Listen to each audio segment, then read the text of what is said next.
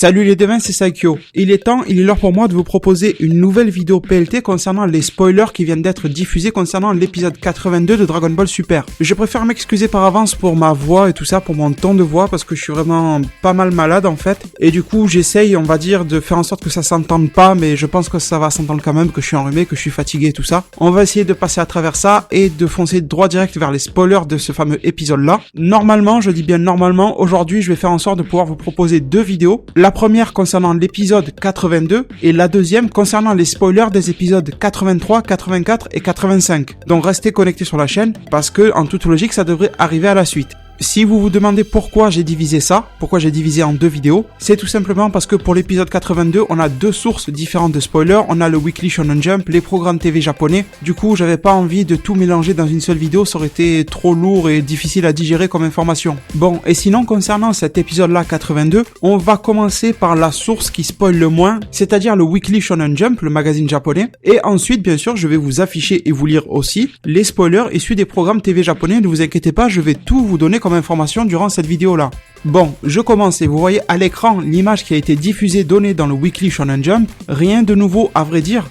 Dites-moi en commentaire l'image que l'on voit de Goku, si elle est déjà issue d'un ancien épisode ou quoi que ce soit. Parce qu'en fait, j'explique pour ceux qui n'ont pas suivi, mais dans les images preview des magazines japonais, ils font un peu un mix d'images connues, d'images pas connues. Vous voyez en bas les deux petits Zeno, c'est les deux Zeno que l'on voit dans l'opening par exemple. Mais par contre pour le Goku, je m'interroge, mais bon, on comprend que Goku va être face à des choix, face à sa confrontation entre gros guillemets avec Zeno, à savoir, va-t-il accepter son match contre Toppo ou pas? Enfin bon, il y a rien de trop énorme dans l'image. Mais maintenant je vais vous lire et vous allez voir que c'est assez sympa. Alors bien sûr, pour rappel, cet épisode-là ne sera pas diffusé ce dimanche 12 mars, mais sera diffusé le dimanche suivant, le 19 mars. Et on nous dit alors, Dragon Ball Super épisode 82, je ne pardonnerai pas à Son Goku, le guerrier de la justice Toppo intervient.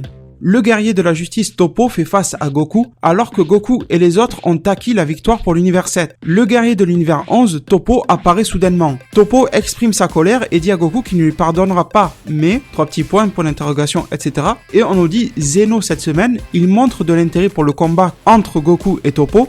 Zeno a montré un très vif intérêt pour le combat opposant Goku à Toppo et accepte la proposition des dieux de l'univers 11 d'organiser un match spécial.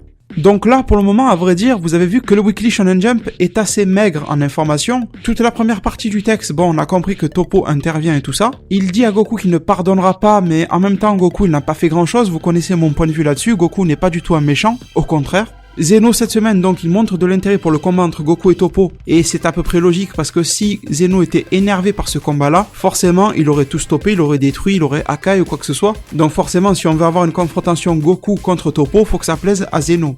Et ensuite, justement, en parlant de Zeno, on nous dit qu'il accepte la proposition des dieux de l'univers 11 d'organiser un match spécial. Alors j'ai vu certaines personnes se demander si les dieux allaient combattre. Pas du tout. C'est sûrement une proposition de la part des fameux dieux de l'univers 11, à savoir le Kaioshin et le Akaishin, d'organiser un match spécial en plus supplémentaire entre Goku et Toppo, rien de plus. Sûrement qu'ils vont se la jouer un peu comme Bergamo, à demander par exemple une dispense de tournoi ou à ce que Zeno annule sa volonté de destruction des univers. Je pense qu'il y aura un petit enjeu comme ça, mais qu'au final, comme on nous le dit au-dessus avec le mais, 3 petits points, vous voyez, avec point d'interrogation et d'exclamation, on nous dit que quelque chose va se passer, ne va pas se dérouler comme prévu. Et justement, les seconds spoilers que l'on a issus des programmes TV japonais nous en disent bien plus sur la situation. Alors le titre reste le même dans chacune des deux sources et c'est une bonne chose parce que des fois il y a confusion entre les titres, mais là on est sur une information plus que sûre. Et ensuite on nous dit le résumé de l'épisode, vous allez voir qu'il y a des choses qui diffèrent en fait, alors que Goku est Jiren. Et là, ne vous inquiétez pas, je vais vous expliquer par rapport à Jiren qui sait tout ça. On suppose qu'il y a eu une erreur dans le programme TV japonais et qu'il faut dire alors que Goku est Toppo.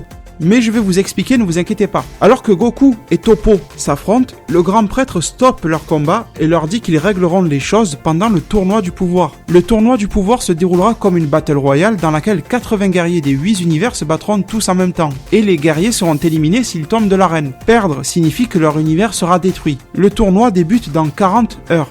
Vous voyez que ce résumé-là des programmes TV japonais est bien moins radin en information que le Weekly Shonen Jump. Au final, le Weekly Shonen Jump, on n'en avait pas grand-chose à dire. Et là, maintenant, je vais vous faire un point sur ce fameux Jiren. En fait, il vient d'être révélé par l'intermédiaire grâce au jeu Super Dragon Ball Heroes, la version 2.0 de Dragon Ball Heroes au Japon, que le mec qui a une tête d'alien dans l'opening, celui qui se bat contre Goku, celui qui porte le même costume que Toppo, celui des Pride Troopers, eh bien, il s'appelle Jiren.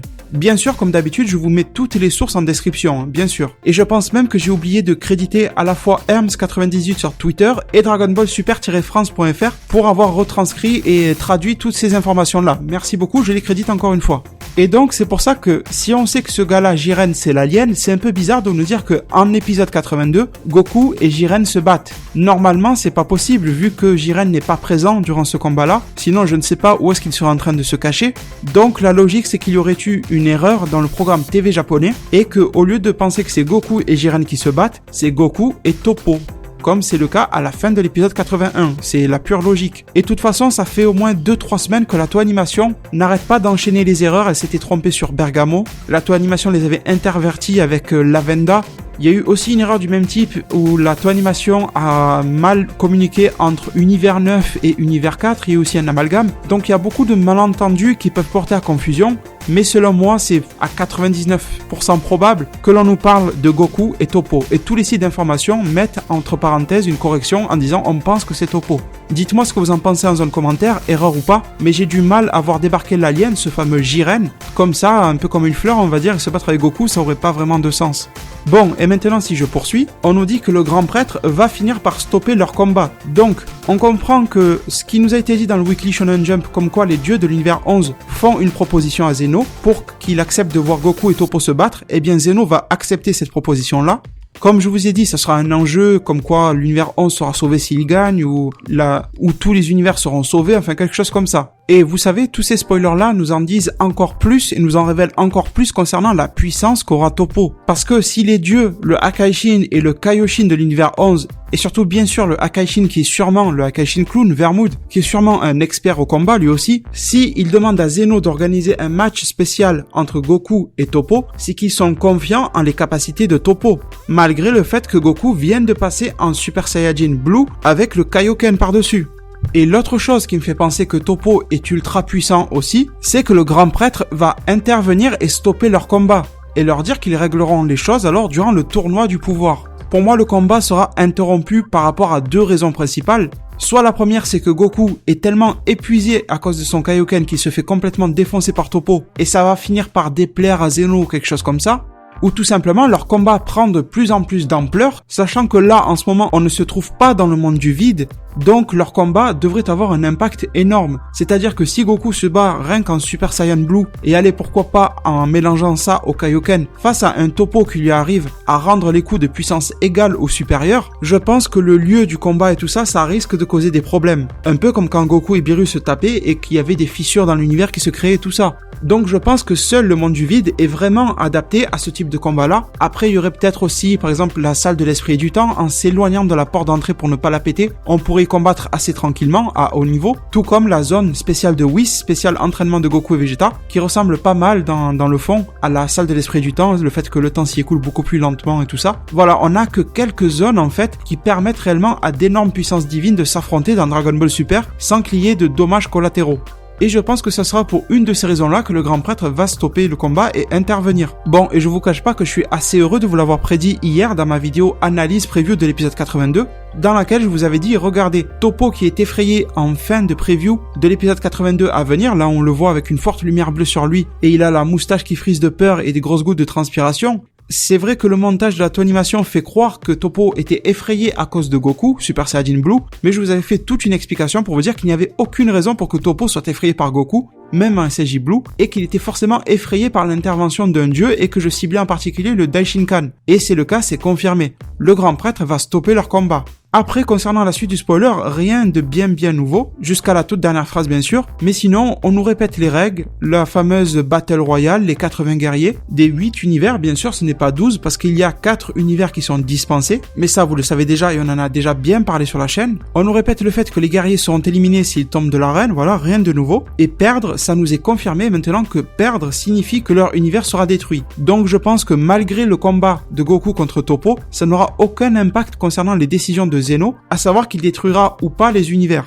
Et bien sûr, maintenant, on a la confirmation et la révélation qui est plutôt surprenante, je trouve, du fait qu'il n'y aura que 40 heures qui vont séparer la fin de ce match préliminaire de Zeno, de ce petit tournoi entre Univers 7 et Univers 9, et le début du grand tournoi, justement, de la puissance. Le tournoi final que tout le monde attend tous, cette fameuse Battle Royale. Et maintenant, à vrai dire, ça laisse peu d'opportunités d'entraînement, parce que déjà, le temps que Goku recrute tout le monde, ça va aller très vite. Après, comme option, il reste les fameuses salles dont on vient de parler, salle de l'esprit du temps, salle un peu spéciale de Whis, le monde de Whis, on va l'appeler comme ça, qui permettent en peu de temps de s'entraîner beaucoup, parce que le temps ne s'écoule pas de la même manière. Mais on sait que tout le monde ne va pas bénéficier de cet entraînement-là, donc ça risque d'être assez limité. Et encore que l'univers 7 a ces possibilités-là, mais on ne sait pas du tout quelles sont les possibilités pour par exemple l'univers 6 de Champa. On ne sait pas du tout s'ils ont une salle de l'esprit du temps. On suppose que Vados ou que chaque autre ange peuvent créer la même pièce, la même salle un peu spéciale d'entraînement que Whis a su créer. Normalement, tous les anges seraient munis des mêmes capacités spéciales, mais ça reste assez vague, assez flou. Et si on nous dit qu'il n'y a que 40 heures, peut-être que ça renferme quelques surprises concernant un entraînement, justement inattendu dans la salle de l'esprit du temps, mais je pense qu'il faudra pas s'attendre à d'énormes power-ups du coup.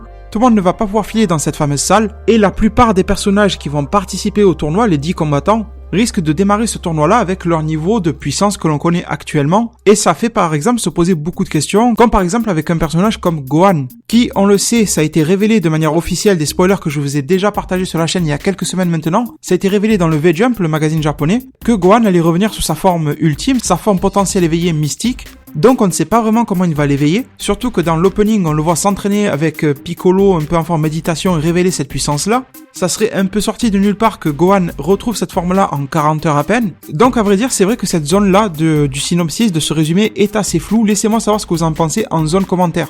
Alors là, je vais vous faire part d'une idée qui est très tirée par les cheveux, qui fait un peu théorie du complot et tout ça, qui n'est pas vraiment fondée, c'est juste pour vous la partager comme ça. Mais comme ça fait quelques semaines maintenant, voire même mois, que je vous parle du grand prêtre comme un possible ennemi, et ça date de ma vidéo, je crois, tout l'arc DBS spoilé dans l'ending, n'hésitez pas à aller checker cette vidéo-là.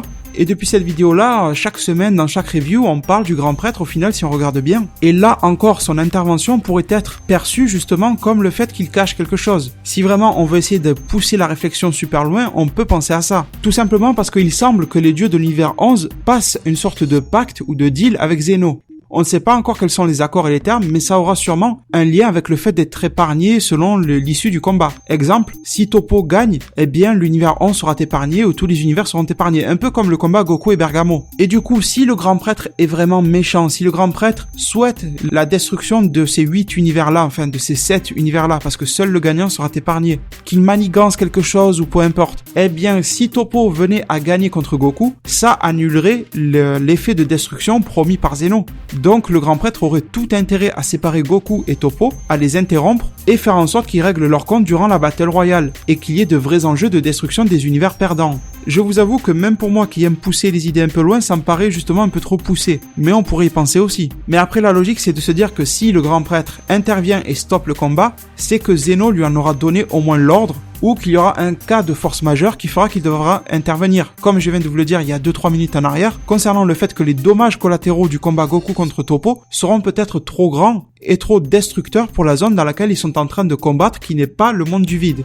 Eh bien les devins, j'espère avoir été assez clair concernant les idées que je vous ai proposées. C'est vrai que mes idées aujourd'hui ne sont pas forcément bien claires, je vais pas me répéter, mais comme je suis malade, etc., je suis un peu dans le flou, mais ça ne m'empêche pas de faire de mon mieux pour vous proposer les meilleures idées concernant ce qui nous a été proposé en termes de spoilers des épisodes à venir. On se retrouve tout à l'heure bien sûr pour ma vidéo concernant les spoilers des épisodes 83, 84 et 85 de Dragon Ball Super et de leurs résumés qui nous ont aussi été donnés. Je vous remercie maintenant et je vous laisse sur ces mots. Prenez soin de votre futur. Le meilleur moyen d'y arriver, c'est de vous abonner à ma chaîne, de la partager, la liker et la commenter un maximum de fois pour que notre communauté puisse se développer le plus possible sur YouTube. Merci et à plus pour de prochains arts divinatoires.